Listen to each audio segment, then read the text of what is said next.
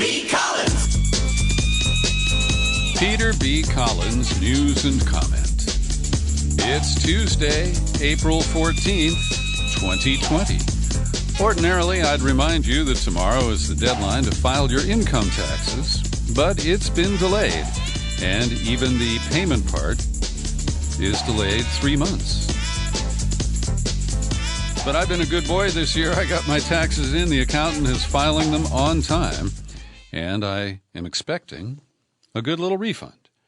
So yesterday, the antics in these so-called pandemic briefings, led by our dear tweeter, reached a new low as his narcissism and delusion have gone off the tracks. And once again, the media exploits these performances.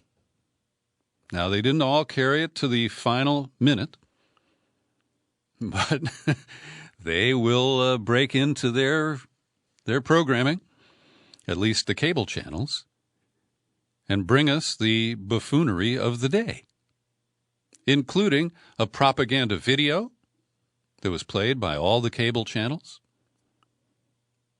and the remarkable attempt by the president to rewrite the Constitution and rewrite his own recent history.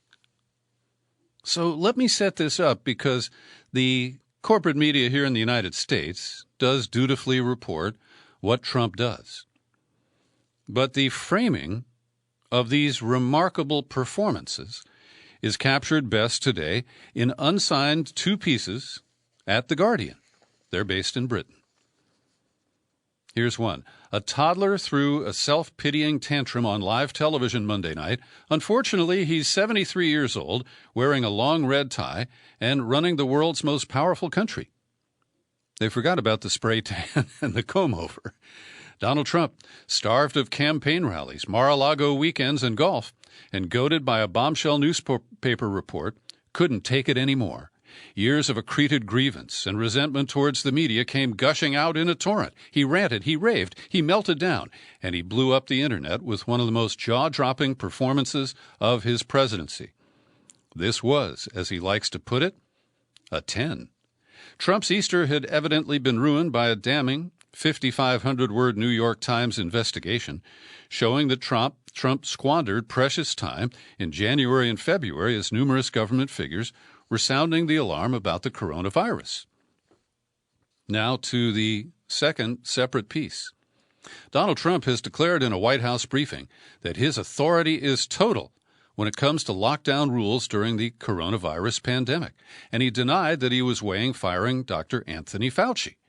After a weekend reprieve from presidential briefings that have been likened to Trump rallies for their uninterrupted flow of Trumpian id, the president returned to the lectern Monday to deliver one of his most bizarre performances yet.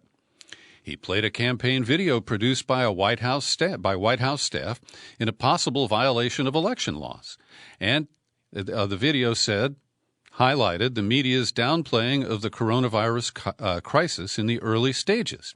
He jousted with journalists who questioned a tweet he had sent earlier in the day, in which he claimed to have fiat power to override orders by state governors to close non-essential businesses and public spaces and encourage residents to stay home. So let's listen to His Greasy Eminence as we start the podcast today. Just to clarify your understanding of your authority vis-a-vis governors, just to be very specific. For instance, if a governor issued a stay-at-home order... When you say my authority, the president's authority, not mine, because it's not me. This is when somebody's the president of the United States, the authority is total. And that's the way it's got to be. Your authority is total. It's total. It's total. Your And the authority is governors total. know that. So if a The governors know that. Now, you have a couple of bands of excuse me. You have a couple... Could you rescind that order? You have a couple of bands of Democrat governors, but they will agree to it. They will agree to it. But the authority of the President of the United States having to do with the subject we're talking about is total. Mr. Vice President, do you agree with that? Yeah, please, go ahead. So this is a breathtaking claim. It is not based on the Constitution or any emergency declaration that he has issued, and it's irrational because given that Trump has not issued any national orders, it's been done in an ad hoc and sloppy way, state by state, there's no basis for him to make this declaration. He cannot lift any kind of order, instruction, or declaration that he didn't issue. And so it is bizarre, it is unhinged, and there has been predictable blowback. Now, first, I do want to compliment reporters who were very aggressive with the president yesterday. I don't know who the voice we heard in that clip we just played is, but a woman named, I think it's Paula Reed, who reports for CBS News, was very aggressive with the president, did not back down when he tried to first denounce her as a disgusting or whatever, one of the five nasty is one of them, adjectives that Trump hurls at the media.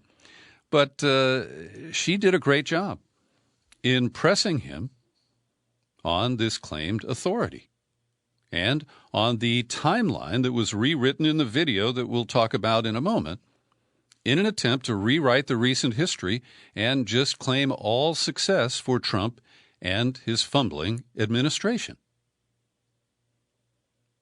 So, in a follow-up, asked what provisions of the Constitution gave him the power to override the states if they wanted to remain closed, he said numerous provisions. When somebody's the president of the United States, the authority is total, he repeated. And I'm quoting here from the New York Times, the shift was just the latest of many conflicting messages sent by Trump during the course of the pandemic. At various points, he has played down the seriousness of the coronavirus, then called it the most serious situation the nation has ever confronted. He's defended China for its handling of the original outbreak and assailed China for its handling of the original outbreak. He's called for strict social distancing, then called for reopening by Easter, then called off the plan to reopen. Later, Trump appeared to want to get out in front of the train for the purpose of creating conflict and confusion.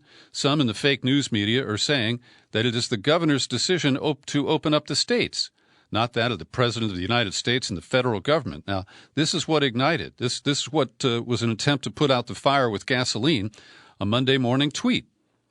Let it fully be understood that this is incorrect. It is the decision of the president, and for many good reasons.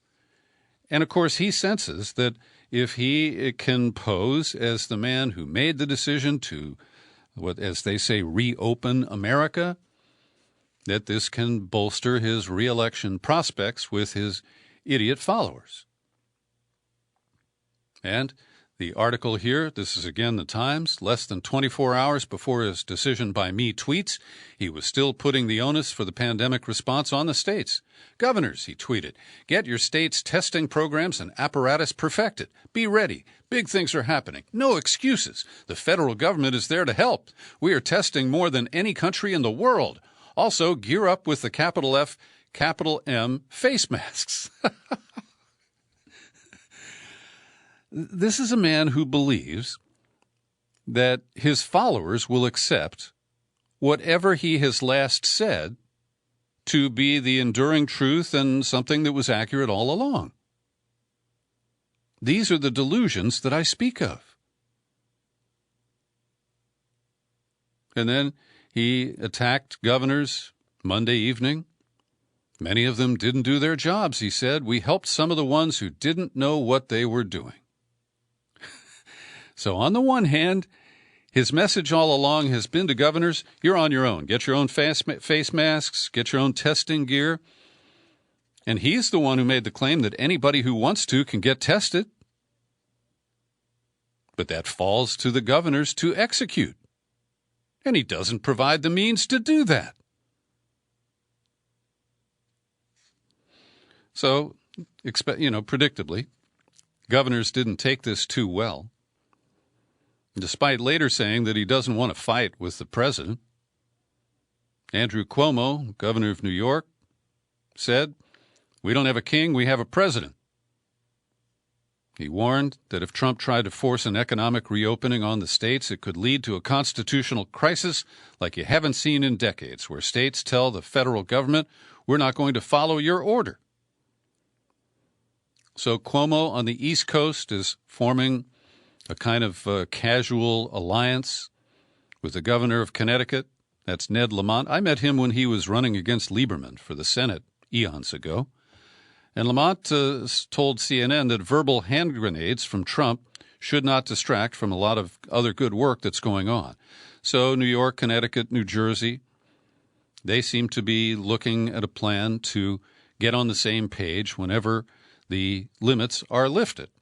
And even Republican Larry Hogan of Maryland, chairman of the National Governors Association, very politely said, "It is not my understanding of the Constitution.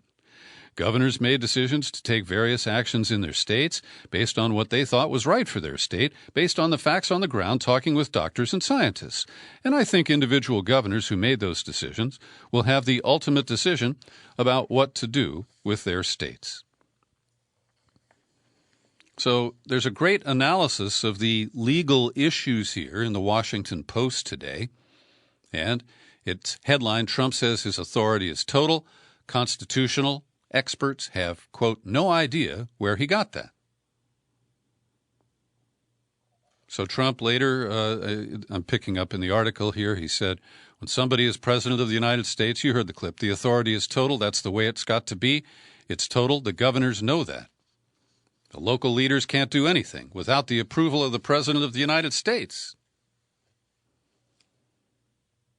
And later they write, his extraordinary assertions of authority over the states astounded legal scholars, leaving them wondering. And they quote Robert Chesney, law professor at UT Austin. You won't find that written in the Federalist Papers anywhere. Not only does the power Trump asserted have no basis in reality, experts said, but it's also completely antithetical to the Constitution, the concept of federalism and separation of powers, whether during a time of emergency or not. Chesney, again, quote, this isn't ancient Rome where there's a special law that says in the event of an emergency, all the regular rules are thrown out the window, and one person whom they call the dictator gets to make the rules for the duration of the emergency. And another UT Law School professor, Steve Ladek, is quoted, is the authority total? Nope.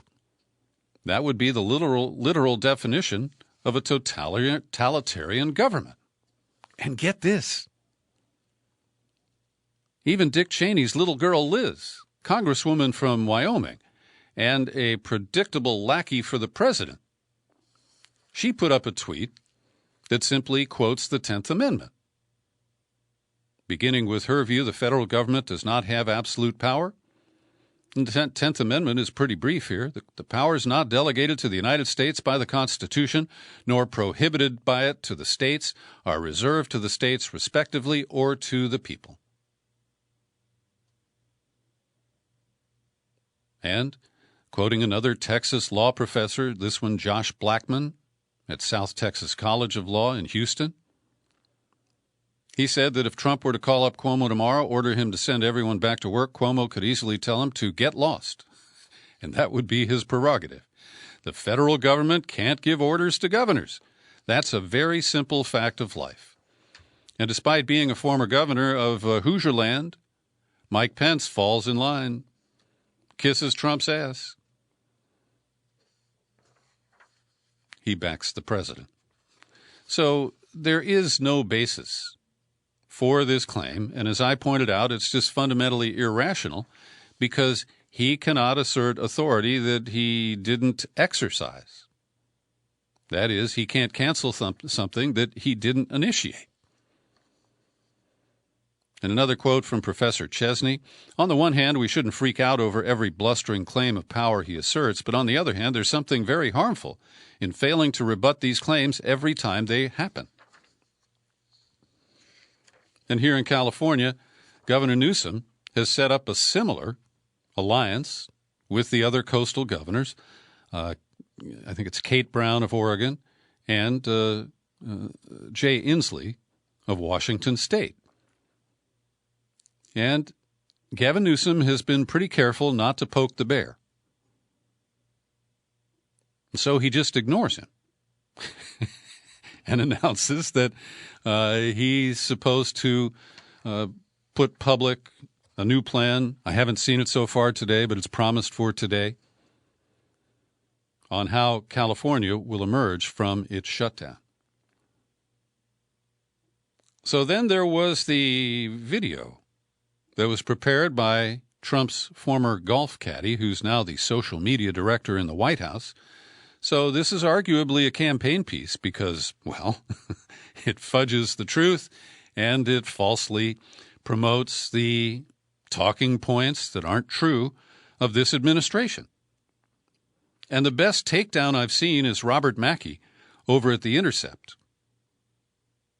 He opens, Donald Trump grinned broadly on Monday as he tricked the news networks into broadcasting a taxpayer-funded testimonial to his own leadership in the form of a video highlight reel of presidential statements on the crisis set to stirring music, unveiled during the president's 29th daily briefing on the pandemic.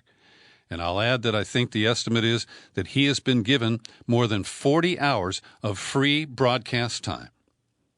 And he has, I can't say tricked, that's what Mackey uses, but the media are just suckers. And in 2016, they gave him billions of dollars of free media, including that Scarborough thing, Morning Joe, with his latest wife, Mika Brzezinski. And recordings were released where they were talking during the commercial breaks, and they'd rehearse what's coming up next, and Trump would say, oh, no, let's not do that. Let's talk about something else. And they went with it. And so, once again, they are serving up this idiot with oodles of free airtime. But I digress. Back to Mackey. The video, which was riddled with errors, deceptively edited, was apparently intended to rebut a damning report on the front page of Sunday's New York Times that detailed how slow Trump had been to take the threat by the virus seriously. While Trump was obviously pleased by the production, he pointed to the screen with a look of smug triumph at several points. He seemed unaware that as it was unspooling in the White House briefing room, that it contained a fatal flaw that helped reinforce the central argument of the Times report. And it's Dan Scavino who whipped up this confection. And I'll add that when I first heard about it, I thought maybe this was a project of James O'Keefe, Project Veritas. They specialize in blackmail-style hidden camera videos that are deceptively edited. But the centerpiece of the video was a timeline of actions by Trump and his administration, all celebrating that he's been perfect. But as CBS News correspondent Paula Reed pointed out to Trump after the video was played, there was a huge gap in the timeline. There was a 6-week period from early February to late March where they didn't have any accomplishments that they could add to this laundry list of fawning coverage.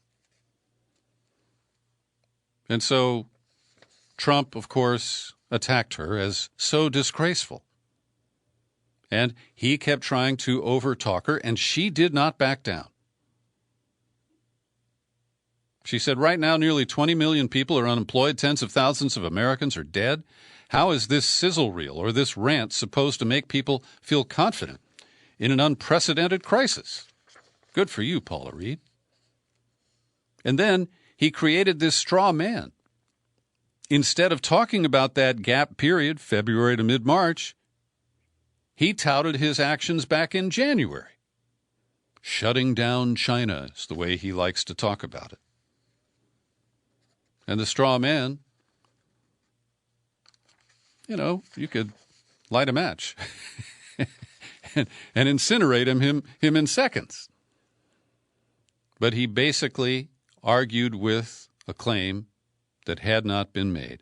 There was also deceptive editing of comments from Speaker Pelosi, who on January 31st made a statement criticizing Trump for expanding his travel ban to Myanmar, Eritrea, Kyrgyzstan, Nigeria, Tanzania, and Sudan. using the term biased and bigoted restrictions. And they used that to try to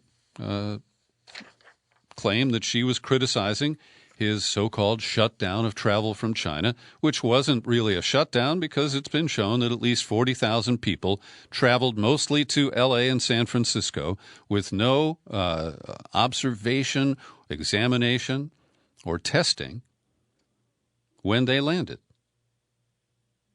So another part of this bizarre performance on Monday was a kind of way of Trump trying to unwind the tweet he sent Sunday night, a retweet that suggested he should fire Anthony Fauci.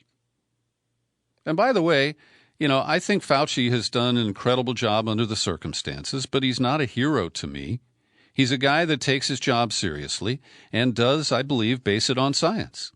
And he's had to deal with this numbnut who doesn't read, claims that he's an expert because his uncle was a professor at MIT. And Fauci has to do this dance. It's really hard to watch.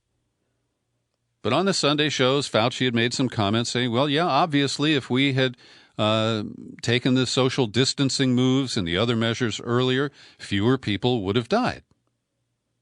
That's a very rational statement. But, of course, it embarrasses Trump, and because the fake news media and the New York Times, and they are sometimes pretty bad, they did this analysis that I reported on yesterday.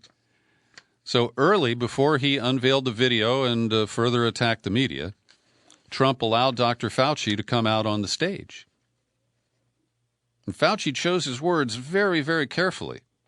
And he managed to navigate this gauntlet where he didn't expose Trump as a liar, and he didn't quite lie himself. He did eat some crow, saying that, he'd used a bad choice of words on the TV shows on Sunday. But he did maintain, for the most part, his dignity. And what is exposed here is that during that period, the end of January until mid-March, Trump was in a funk because he'd returned from the stadium worship in India that was staged by Modi to comments from, her name's Messonnier, Nancy Messonnier, an official at the Centers for Disease Control and Prevention. And I think on the day that Trump came back, she said that the spread of the virus was inevitable in the United States, and the stock market dipped. And that made it impossible to approach Trump with advice to, as I said, take steps to mitigate the potential spread of the virus. So this is remarkable. And some of the comments from Dr. Fauci. On Sunday, he'd said more lives obviously could have been saved if the U.S. made earlier efforts. Monday evening, defended his comments. Quote, I was asked a hypothetical question, and hypothetical questions sometimes can get you into some difficulty. So the real facts are, and here is a pretty good article in today's New York Times. Under the byline of two epidemiologists, they appear to be related, maybe husband and wife, Britta L. Jewell and Nicholas P. Jewell. And they just cut to the data. And they show that had Trump intervened 1 week earlier, the number of infections would likely have been reduced from about the 60,000 range to somewhere in the 20,000 range. And they project that 6,000 deaths could have been avoided if Trump had intervened 2 weeks earlier than he actually did. And I've linked to this article. You can read the details. Let's quote this part. March 16, the White House issued initial social distancing guidelines. An estimated 90% of the cumulated deaths in the United States from deaths in the U.S. from COVID-19, at least from the first wave, might have been prevented by putting social distancing policies into effect 2 weeks earlier on March 2nd, when there only were 11 deaths in the entire country. The effect would have been substantial had the policies been imposed even 1 week earlier, resulting in approximately a 60% reduction in deaths. So this is what Fauci is caught between. Pretty good science-based analysis and the ravings of a lunatic. And they even cite the states that were late to the actions. Kentucky's social distancing measure was issued March 26th. Tennessee, a neighboring state, waited until the last minute of March 31st. As Kentucky moved to full statewide measures, Tennessee was less than a week behind. But as of Friday, the results are stark. Kentucky had only 1,693 confirmed cases. That's 379 per million. And Tennessee has 4,800 cases, which is 712 per million. And now here is Linda Lewis's daily contribution to the program, our coronavirus update. Worldwide, there are just under 2 million confirmed cases, 123,000 deaths from coronavirus. The top three countries with caseloads here are France at 137,000, Germany 131,000, and Great Britain 94,000. In the U.S., nearly 600,000 confirmed cases, 24,485 deaths. And New York had an upward blip in the death count. We'll get to that in just a moment. In the United Kingdom, figures show that hundreds more people have actually died, about 15% more, because they didn't die in a hospital. And we've discussed this, that these figures are wobbly because a death at home may not be fully, the cadaver may not be tested. No forensic studies. It's just based on what the EMT wrote on the ticket. And likewise, there could be more people who have died outside of the medical systems. So the figures are not, totally accurate. And Linda notes that the Johns Hopkins University has updated its interactive dashboard to focus solely on the United States. The website is getting 1 billion hits a day. Also, Linda offers some coverage of the decisions made by media outlets on whether to cover Trump at all or to cover him wall to wall. Only C-SPAN showed the entire press conference, which went well beyond 2 hours. Fox News went about 2 hours before cutting to Tucker Carlson. CNN and MSNBC showed most of the first 90 minutes before cutting out. And the big three entertainment networks, NBC, ABC, CBS, showed none of the president's daily dance. And she also offers some coverage of the issue about whether or not we should wear face masks. And we're talking about cloth, fabric-type masks, many of which are homemade. And I recognize that this is mainly preventing me from sneezing or coughing up stuff, phlegm or some other fluid that carries the virus, and that it's more of a protection for you than it is for me breathing in effluent from other people. And I don't particularly like to wear a mask. It was beautiful Sunday, and we went for a long walk along the creek, and there were maybe 100 people. They were all maintaining safe distances, but only about half were wearing any attempt at a face covering, despite the orders that we have been given here. So, at the National Academy of Sciences, Engineering, and Medicine, a paper published says that because no studies have been done on the effectiveness of cloth masks in preventing transmission to others, it's impossible to assess their benefits, if any. And so I understand that, at least in terms of hard science, this is somewhat of a way of putting a Band-Aid on an issue mainly because the supply of surgical masks and the N95 masks is so limited that they didn't want to advise the public to wear them widely because it would deny them to the frontline healthcare workers who really need them. So the data from New York, the death toll climbed by 778 on Monday. That pushes the fatality count to nearly 11,000. 758 people died on Saturday, 671 on Sunday. So, Cuomo is saying, well, it's basically flat. And this is encouraging people that we may have seen a plateau. I caution that in the early graphs of places like Italy and Spain, it went up, it dipped, and then it went back up. And all of the governors are saying, do not lighten up at this point. We have not seen a clear downward curve, and that is, I think, a big indication that people are looking for. Now, the mayor of New York, who is often jousting with the governor of New York, which I find unnecessary, Bill de Blasio, has said that starting Monday, the city will buy 50,000 test kits a week from a company in Indiana. And in May, the city will get another 50,000 per week. Now, what's the population there? 10, 12 million? That's a drop in the bucket, but the bucket is not completely empty. Also, the right of a woman to choose an abortion at this point is still under attack.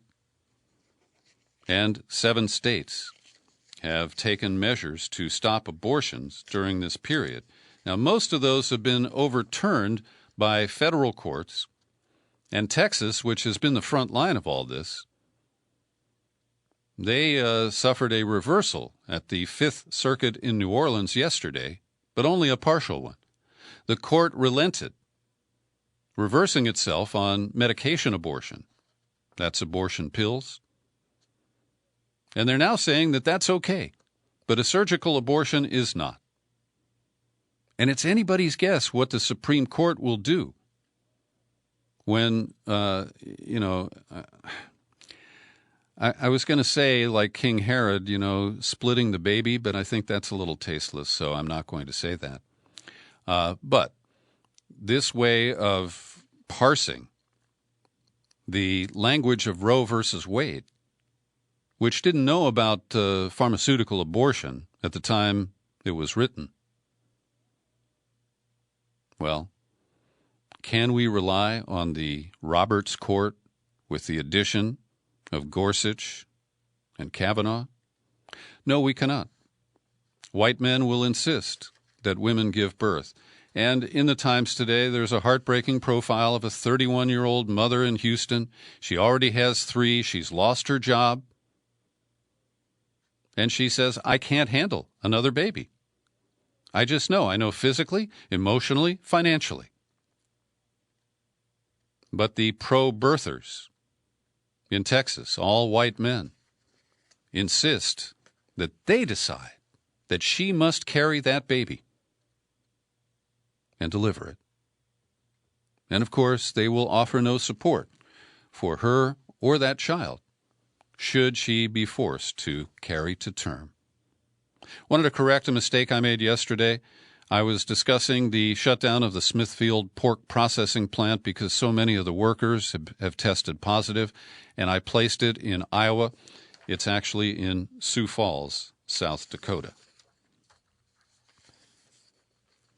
This is a little unusual. Josh Rogan is a pretty controversial guy, and a lot of Democrats were appalled and used it as a negative on Bernie Sanders because Rogan endorsed him. But he has an opinion piece published at the Washington Post today, and based on State Department cables from 2018, that is not during the Obama regime, it's during the current regime, 2 years before the pandemic upended the world, U.S. Embassy officials visited the Chinese research facility in Wuhan several times and sent 2 official warnings back to Washington about inadequate safety at the lab, which was conducting risky studies on coronaviruses from bats. The cables have fueled discussions inside the government about whether this or another Wuhan lab was the source of the virus, even though, and this is very clear, the conclusive proof has yet to emerge.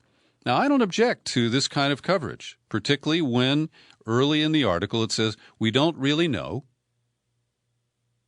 And while it doesn't discuss the other possibilities like that breach at Fort Detrick last year, or that Israel has said that they're close to developing a vaccine, and how would they know what the elements of a successful vaccine would be so early in this pandemic?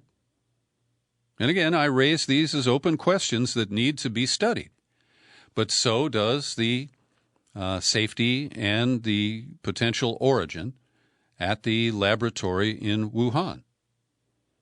So 2 U.S. officials from the embassies in China visited with officials at the Wuhan lab.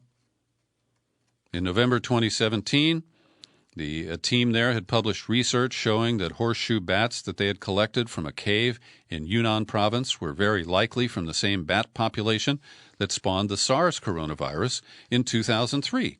And most importantly, the cable says the researchers also showed that various SARS-like coronaviruses can interact with ACE2, the human receptor identified for SARS-coronavirus. This finding strongly suggests that SARS-like coronaviruses from bats can be transmitted to humans to cause SARS-like diseases. From a public health perspective, I'm still quoting here, this makes the continued surveillance of SARS-like coronavirus in bats and study of the animal-human interface critical to future emerging coronavirus outbreak prediction and prevention. So it's worth reading. Consider the source, and we will continue to pursue that whole line of inquiry. I want to credit Bob Agelko. I've talked with him many times, never met the man. He is the legal affairs writer for the San Francisco Chronicle, and in an excellent enterprise piece. That means it didn't come from a press release or, some official stimulation. He writes about the legal battles that are raging over jail conditions and release of prisoners. And focusing on my state, California, he says prison officials have ordered the release of about 3,500 inmates with less than 60 days remaining on their sentences and predicted that the population will drop by about another 3,000 because the governor has blocked any new transfers into the state prison system, which currently has 55 cases of coronavirus among its 110,000 prisoners and 77 among prison staff. And the advocates for inmates are going to the courts, some addressing individual cases, some the class of prisoners. And I'm disappointed to report that the Attorney General, Javier Becerra, a man I respect, he was a congressman, we had several conversations before he was appointed by Governor Jerry Brown to become Attorney General when Kamala Harris bailed to become a senator. Well, let me remind you that the Attorney General is the lawyer for the governor. And so I'm not going to pin this exclusively on Becerra. But he's arguing against the advocates for prisoners, saying, look, don't go to court, and that it's improper for the courts to intervene because the state, quote, should be given the opportunity to address these important issues without judicial interference. Well, Gavin and Javier, you're wrong, because you do not have the sole authority over these matters. The courts have a say. And the Prison Law Office, which has an office just a quarter mile here next to San Quentin, have responded the prison system's woeful response to the pandemic has made conditions far worse. There are large numbers of prisoners, let me look for it here, who live in dormitories where the spacing between individual beds is about 26 inches. Now, at the county level, we have seen that there's been a very strong reduction San Francisco had 1,100 prisoners on March 1st, down to 735. San Mateo County has reduced it from 969 to 658, planning to release another 100 in the next few days. My own county, which has a pretty small population, it's been cut by 50%. So these are hopeful steps. And get this, Ms. Tough on Crime, our senior Senator Dianne Feinstein, has joined up with Cory Booker to introduce legislation to cough up $1 billion in each of the next 2 years for state and local efforts to release low-risk inmates and people held for technical probation and parole violations. I rarely have much to say that's praiseworthy of Dianne Feinstein, but I'll certainly salute that. Also, tomorrow there is a coordinated effort, a kind of virtual flash mob, to petition authorities in Pennsylvania for the release of Mumia Abu Jamal. Now, I do consider him a political prisoner, and I support this effort. It is run by the group called Prison Radio, and I believe if you go to prisonradio.com, you can get the full details. If not, just Google it and enter Mumia Abu Jamal. Also still captive in this situation are the crew members of cruise ships. Now, the ships that were finally allowed into ports in Florida disgorged passengers. But the crew, including many who are American citizens, I've often argued that the crews on these ships are low-paid workers who often come from the Philippines or Malaysia or other countries. But in the Washington Post today, they name a number of these people, and they weren't all, wait staff and domestic crew types. They profile a guy named Matthew Gordon. He is a performer, a singer and dancer in the cabaret shows on the Volendam. Now, that ship has not had a coronavirus outbreak, but it is denied docking at ports all around the world. So there are some 80,000 crew members stuck on about 100 ships in or near U.S. ports. And this article, it went on, so I only printed part of it. So I don't know if it includes the Grand Princess, which to my knowledge is still stranded in the middle of San Francisco Bay. And they did repatriate a couple of hundred Filipinos, but those from other nations and Americans appear to be still trapped there. Good piece by Lee Fung and Sam Biddle at today's Intercept homepage. They reveal that the company Phunware, Phun, is part of a vast galaxy of obscure advertising tech companies that help clients follow and target their customers to capitalize on users' daily digital trail. And Phunware is a vendor to the 2020 presidential campaign of, you guessed it, Don the Con Trump. And now, The Intercept is telling us that the same company, Phunware, is bidding to use the data it collects, its tracking software, to help enforce social distancing and the contact tracing that I deplored when it was advanced last Friday by Apple and Google. But Google and Apple look like saints of privacy compared to Phunware. And the article points out that the GPS tracking on your phone is only accurate to about 16 feet, and that they haven't had to develop better focus capabilities because, if you're working for a car company and you want to know if somebody's been at a car dealership, it doesn't really matter whether you have 16-foot accuracy or 50-foot accuracy. And the worst that would happen is you would get served an ad if you just came into the perimeter there at all. But they quote an expert on this, Wolfie Christie.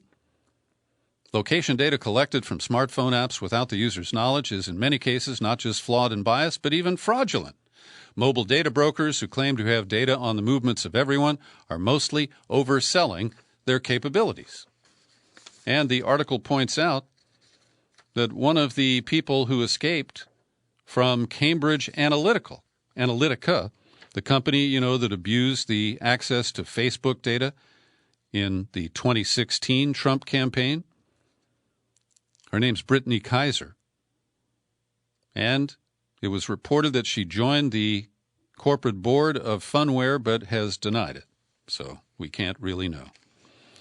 If you are eligible for the government loan, the $1,200 stimulus check, and by the way, we don't know the full details, but it is believed that many people will get a $1,200 advance, and then there'll be a tax credit. And if you don't meet the criteria for the tax credit, you will be paying back that $1,200, or at least part of it, next April. At any rate, 80 million people are expected to get a direct deposit of $1,200 or less in their bank account tomorrow. And you're lucky if it's direct deposit because it won't be a check with the Donald's crazy signature on it. And the early recipients, some people started getting money on Monday, or they got notices that it was about to be deposited into their account over the weekend.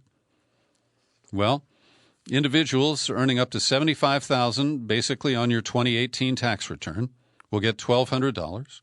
Married couples reporting income up to $150,000 will get $2,400. Parents receive an additional $500 for each child under 17. And most people are using it for essentials like food and gas, maybe a part of a rent payment, and then it will evaporate. And the main purpose of this is not to help individuals. It is to stimulate the economy. Keep that in mind. Corporate bailouts, including some of the free money they're giving away, it all pales in comparison to the money that is actually going to individuals. The best benefit that was hammered out when Bernie Sanders put up a fight with Lindsey Graham in the Senate is the increase to unemployment benefits, a $600 federal bonus that does not have to be repaid. And here's a feel-good story from Earlham, Iowa, population 1,450. The mayor there is a guy named Jeff Lilly. And he got a series of phone calls that there is a philanthropist, an anonymous donor who wants to help out the town. And first, this individual said, well, I want to, buy some gift cards and send it to 50 people. Then he said, well, maybe 100 people. And then in this kind of relayed conversation with the mayor, he upped the ante. And he purchased gift cards from the local grocery store and from 2 restaurants in town. He delivered them to the town hall. The mayor mailed them out to 549 families. Some of them donated them back because they didn't need them. And the total tab, $82,000. Now that's heartwarming. I'm glad that there are generous individuals across the United States who are taking that kind of action. And on a smaller scale here at the Peter B. Collins Podcast, we've announced our community fund, and I'm going to give my $1,200 if I get it, or just give it from my own pocket, to seed this. I'm also donating the subscription payments from the individuals who support this podcast for the next 60 days. And if you're not a subscriber, don't feel bad, but you can contribute by just going to PayPal or using the link at peterbcollins.com/signup. It's on the page there. And I don't have any grant applications to fill today, but we're passing out $100, one per household. And all you have to do is email peter@peterbcollins.com and state your case. You need grocery money. You need to buy gas. You need to reduce your credit card, debt for the month. Those are all legitimate requests. And I invite you to apply. And if you don't want your name out there, you feel a little embarrassed, we'll keep it private. We'll assign a fake name. But today I want to acknowledge the generosity of Jeffrey Brzezinski, who donated $100 just the other day, and encourage other people who are listening, whether you're a subscriber or not, to be as generous as you can. There is no amount that is too small. And I got a really lovely thank you note from Jessica, the former whistleblower to the Peter B. Collins podcast about the Stingray surveillance software. She's quite tickled to get this extra help at this crucial time, and she is still looking for support for the critical surgery that her cat needs. And this is a companion cat, not just an average pet. Once you fall in love with a pet, there's no distinction there, and I don't want to suggest there is. Also, my offer extends to listeners outside the United States. You will have to accept payment through PayPal because currency conversions and international mail get really complicated. And if you don't like PayPal, you can address your donation or your request to my P.O. Box, number 150-660, San Rafael, California, 94915. Well, in the Badger State and across the country, Democrats are celebrating. The primary election that the state Supreme Court, the federal Supreme Court, forced to continue last week turned up a surprise. Because in the crucial statewide race to fill a Supreme Court seat, there was an incumbent, Daniel Kelly, who's been there doing damage for 10 years.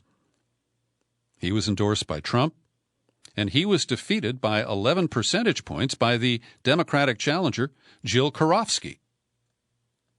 Now, I have to say that I'm happy to report this outcome, but it is still a tainted election.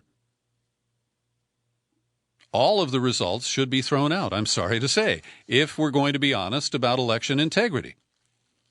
And there is just a real excellent analysis that I've linked to in the show file for this podcast. It comes from two writers at the New York Times, and it shows how the Supreme Court meddling in this case, where the Democrats were merely asking for 6 additional days for people to mail in absentee ballots, and it was denied by the U.S. Supreme Court, and the lead dog is likely Brett Kavanaugh. Now, part of that guess is that Kavanaugh is assigned to the Circuit Appeals Court that includes Wisconsin. And he would have received the case from the lower court when it was appealed by the Republicans, and he took it to the full court. And there are strong indications that he wrote the opinion that reversed the decision of the federal district court judge, William Conley. And the pretext, the technicality that was used by, likely, Kavanaugh, was that the Democrats hadn't actually asked for the 6-day delay. But the attorney for the Democrats, John Devaney, explicitly did ask.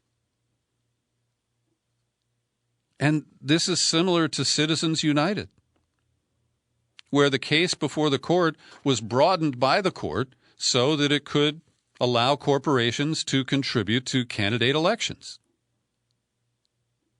And this kind of skullduggery by the top court in this country is really dangerous. And we have to assume that more of this partisan chicanery will be seen in upcoming decisions.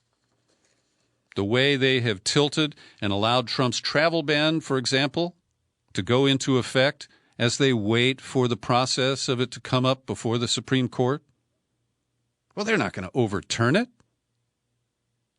The same is true of many other issues, where the court has intervened to allow something that appears clearly unconstitutional to me to stand temporarily while the adjudication process moves forward. And because of the pandemic and the suspension of oral arguments, they're going to have some by phone coming up, I think, later this month. But will they use this excuse to basically just allow things to stand. And, yeah, we'll get back to it in 2021. Well, what's the rush to decide these critical matters? So I encourage you to read this piece. It does a great job of parsing the legal issues, and it shows that tens of thousands of people in Wisconsin were not able to participate in this election. And that's why I can't celebrate the victory in the state Supreme Court election. All right, how about a little better news related to election integrity? Ralph Northam, who gained notoriety for his past in blackface, well, he's making up for it, because with the Democratic control of both houses of the state legislature, they have passed bills to expand access to voting, including declaring a state holiday by changing the Confederate celebration of Lee Jackson Day into a state holiday where elections will be held, repealing the voter ID law, and expanding a separate bill expanding access to early voting, expanding the election day by an hour, early voting up to 45 days before the election. I mean, this is really progressive stuff. And it's really just a restoration of the, if you want to use a Latin term, the status quo ante, the way things were before the Republicans moved in to suppress voting. Do you know who Justin Amash is? Congressman from Michigan.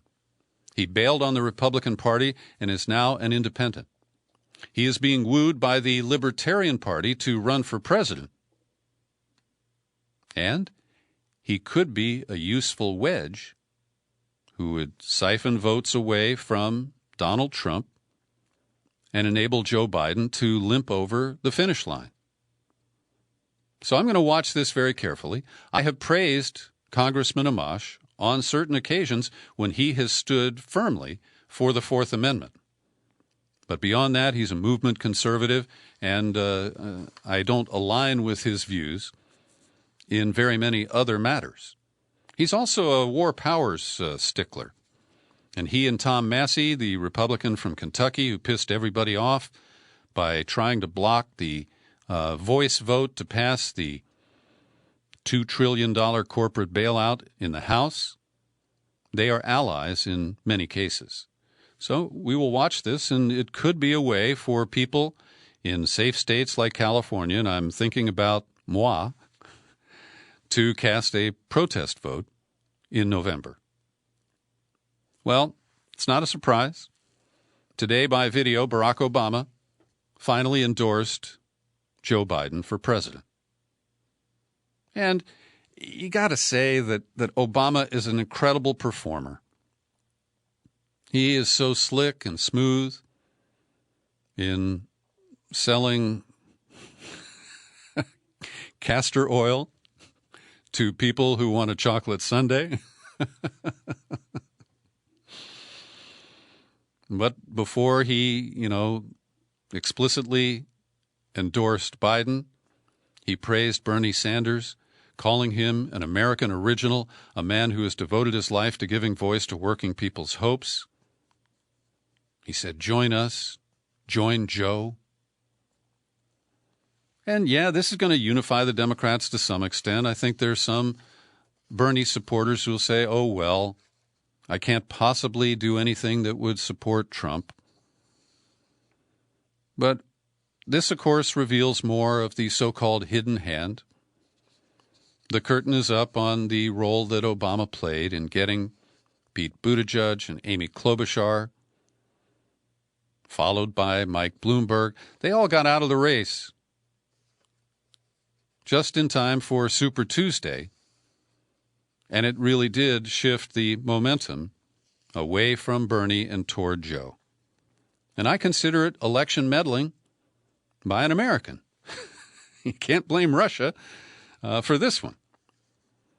So the Associated Press has gotten on board with the rest of the corporate media, and they have written a dispatch acknowledging the accusations made by former Biden Senate staffer Tara Reade that Biden sexually assaulted her in a Capitol Hill office building in 1993.